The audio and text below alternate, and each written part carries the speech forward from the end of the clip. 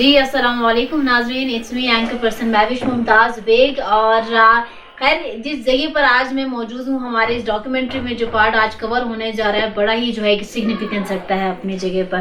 اس کی بیک پہ ہسٹری بھی کافی رہی ہے. اس وقت میں غازی احمد خان اماچا میوزیم میں، غازی حیدر خان، اب مجھے نام بھی تھوڑا سا آگے پیچھے ہو رہے ہیں کیونکہ ابھی ڈاکٹر صاحب ہمارے ساتھ ہی موجود ہیں. وہ تھوڑا سا اس سوال سے ایکسپلین کریں گے. ڈاکٹر صاحب خیریت سے ہیں آپ؟ اللہ کا فضل. It's my first meeting with doctor صاحب. میں آپ کو اپنے میوزیم میں خوش آمدید کہتا ہوں.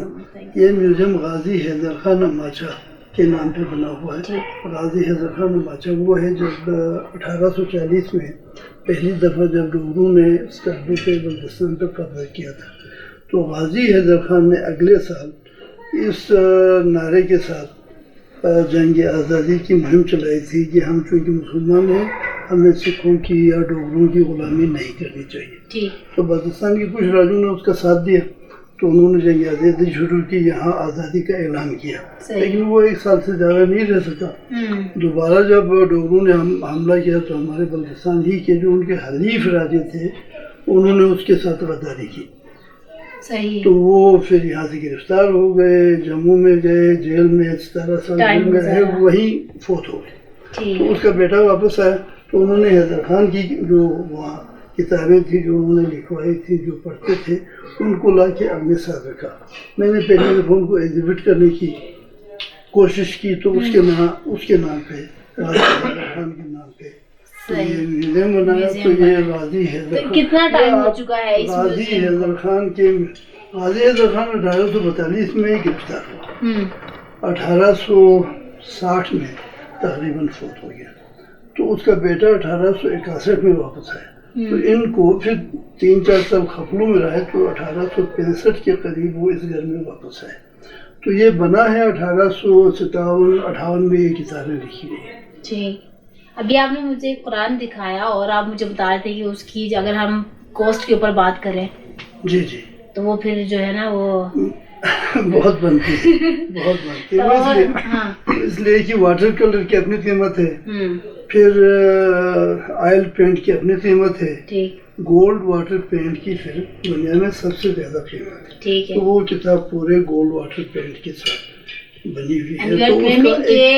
ایسا جو یہاں پر اس وقت آپ کے پاس پڑے ہوئے چیزیں، ٹھیک ہے نا، یہ انٹرنیشنل لیول کا ہے، تو اس کو کیسے چیلنج کر رہے ہیں آپ؟ آپ چیلنج کرنے کی ضرورت نہیں ہے. آپ بتائیں، آپ گلگت میں، اسلام آباد کے جو آرٹسٹک جو سینٹرز ہیں ان میں گئے ہیں. بالکل. اگر آپ نے اس لیول کی پینٹنگ والا کوئی وہاں دیکھا ہے تو پھر یہ نیشنل لیول ہے. ٹھیک ہے کہ نہیں تو پھر یہ انٹرنیشنل لیول ہے. جی بالکل ایسے ہی ہے. تو پھر آگے چونکہ 1-2 رومز اور بھی ہیں، شاید ان میں بھی کچھ چیزیں ہیں ہسٹوریکل، تو آپ کو دکھاتے ہیں. مراد خان کے بیٹے کی پینٹنگ ہے، یہ کپڑے پر ہے. یہ اس کے کوئی 4 اشعار اس کے اپنے ہیں. اوپر ایک شعر ہے جس کے 2 مصرے ہیں. نیچے یہ 6 باکسز ہیں، ان میں 3 بند ہیں تو 6 مصرے ہیں. ان کو ملا کے 8 مصروں کا یہ کیلیگراف ہے اوپر، جو 8 جیسا بنا ہوا ہے. اور یہ جو 8 کونوں والا ہے یہ دوسرا اس کی پینٹنگ ہے، یہ کیلیگراف ہے. یہ ان کے کیز ہیں جو اگر آپ پڑھ نہ سکیں تو ان کو دیکھ کے پھر آپ ان کو پڑھ سکتے ہیں. یہ مراد خان نے اپنی جوانی میں بنائے ہیں. مراد خان 1321 میں فوت ہوا ہے. 1321 میں. تو ابھی یہ 1347 سے 120 سال پہلے فوت ہوا ہے. تو اگر اس نے اپنے فوت ہونے سے 20 سال پہلے لکھا ہے تو یہ 140 سال کا ہے. 140 اس اردو میں عزیز شما دم سرافری فارسی بیچے دینا سلوات آمد ہے. یہ اس طرح کی شاعری. اچھا پہلے آپ ان کو پڑھیں پھر سلوات کریں، پھر ان کو پڑھیں پھر سلوات کریں. آپ کو اگر یاد ہے اردو میں ایک مرثیہ پڑھا جاتا ہے، کوئی غزل ہے، مرثیہ پڑھا جاتا ہے، شو امیر حیدر. یہ ہمارے جو بیک پہ سارے ممبرز ہیں، شاید ان میں سے کسی کو آئیڈیا ہو. کسی کو آئیڈیا ہے؟ چلیں ہمارے کیمرہ مین کو پتہ ہے. یہ اس شو امیر حیدر کے ہاتھ کا بنا ہوا ہے. اردو والے تو کہتے ہیں کہ شو امیر حیدر غوٹل شہرات پہ ڈوگروں نے اس کو شہید کیا تھا. جبکہ ایسا نہیں ہوا تھا. اس کو گرفتار کیا تھا تو جموں لے گئے تھے. جب جموں سے میرا دادا واپس آ رہا تھا تو اس نے اپنی نشانی کے طور پہ یہ بنا کے دیا تھا. تو جو امیر حیدر کے ہاتھ بنا کر لکھا ہوا یہاں اس نے اپنا نام بھی لکھا ہے, امیر حیدر تبتی. یہ میرر امیج پینٹنگ ہے. بالکل بالکل. آپ یہاں سے دیکھیں ادھر سے دیکھیں ایک جیسا لگتا ہے آپ کو.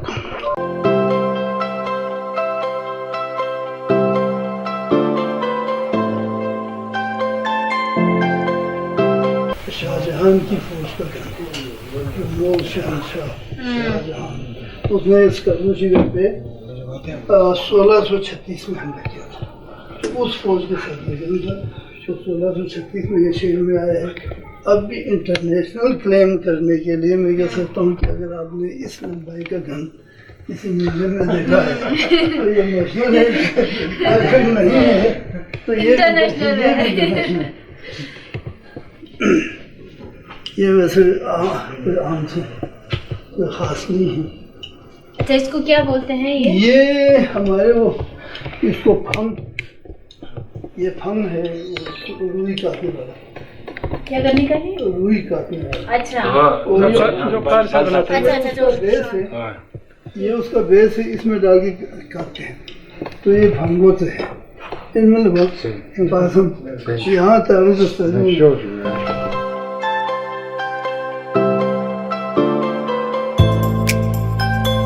یہ دہی ڈالنے والا پلوکو ہے, اس میں دہی ڈالتی تھی سر.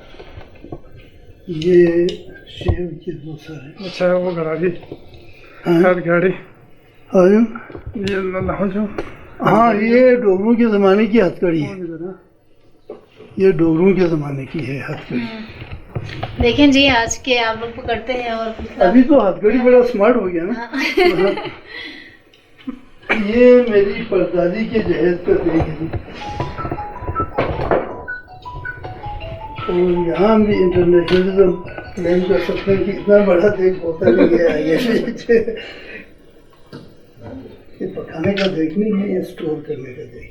اور میرے میوزیم میں سب سے پرانی چیز یہ مٹکا ہے.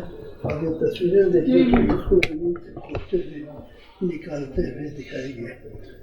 یہ شگر ہی میں تھا, کوئی 3 فٹ زمین سے نیچے تھا, اس کو ہم نے کھود کے نکالا ہے.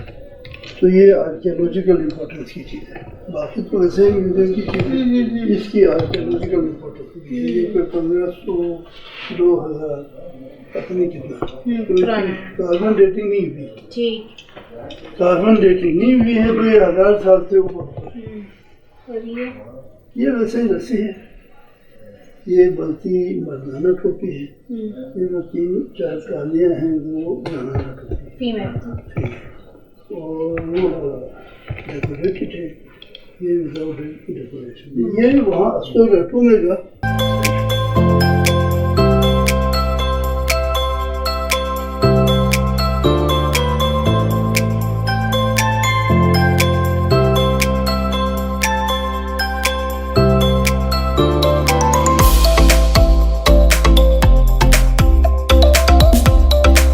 کسی راجے کی گل ہے تو اس پہ یہ چاندی کا کام ہوا ہے. اس پہ بھی کوئی چاندی کا کام ہوا ہے. وہ ایک امریکن ڈکٹیٹر ہے, یہ کوئی 150 سال کا ہے. 1880 کا بنا ہوا ہے. جن برٹش گنج کے جو یہ 202 سال کا ہے, کیونکہ 1820 میں بنا ہے تو ابھی 2020 ہو گیا تو 202 سال. یہ باقی بلتی گنے یہ چکپولا معاشرے سے بھی یہ سارے معاشرے ہیں. یہ ایک ٹوپی دار ہے. یہ لوگ ٹوپی وہ کٹ کر کے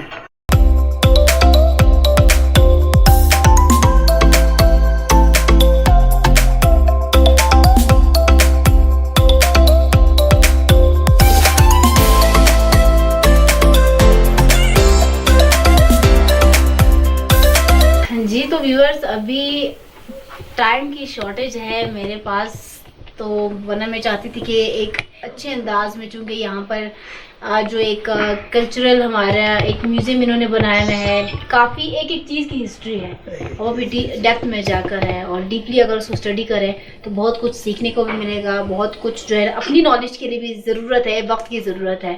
سو ڈاکٹر صاحب سے اجازت لیتے ہیں، انشاءاللہ ٹرائی کریں گے کہ دوبارہ ایک دفعہ چکر لگائیں، کوشش ہوگی ڈاکٹر صاحب. تو کچھ لاسٹ میں کہنا چاہیں گے ہمارے ویورز کو؟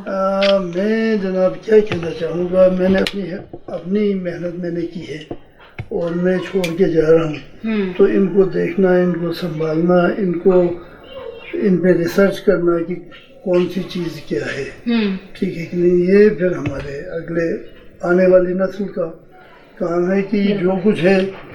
میرا خیال ہے یہ ہے کہ میں نے یہ ہمارے میوزیم کا جو تھیم ہے وہ یہ ہے کہ بلتستان جو ہے پرانے راجاؤں کے دور میں اپنے ہمسایہ جو سلطنتیں تھیں، اب پہلے زمانے میں شگر بھی ایک سلطنت تھی، اسکردو بھی ایک الگ سے سلطنت تھی، کھرمان بھی ایک الگ سے سلطنت تھی. تو جو ہماری ہمسایہ سلطنتیں ہیں، مثلا کرگل ہے، لداخ ہے، یہ گلگت ہے، چلاس ہے، چترال ہے، ان سے ہمارے بلکہ اس زمانے کے پیش رفتہ تھے، وہ زیادہ ترقی یافتہ تھے، علم کے لحاظ سے بھی، ٹیکنالوجی کے لحاظ سے بھی، استعمال کرنے والے برتنوں کے حساب سے بھی، اور دینداری کے حساب سے بھی.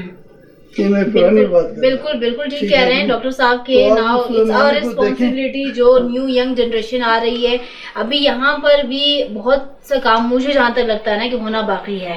ہر ایک چیز کو ایکسپلور ہونا، اس کے اوپر جو ہے وہ ریسرچ ہونا، اور پھر اس کو جو ہے نا آگے لوگوں تک پہنچانا بھی ایک وقت کی ضرورت ہے. انشاءاللہ we'll try to cover again, اور بڑا کوشش کریں گے ایک اچھے ٹائم کے اوپر آئیں اور ڈاکٹر صاحب سے اگین اس حوالے سے بریفنگ بھی لیں. سو ہمیں اجازت ہے انشاءاللہ. میں آپ کے تشریف لانے کا شکریہ ادا کرتا ہوں کہ آپ والد صاحب اور آپ دونوں یہاں تشریف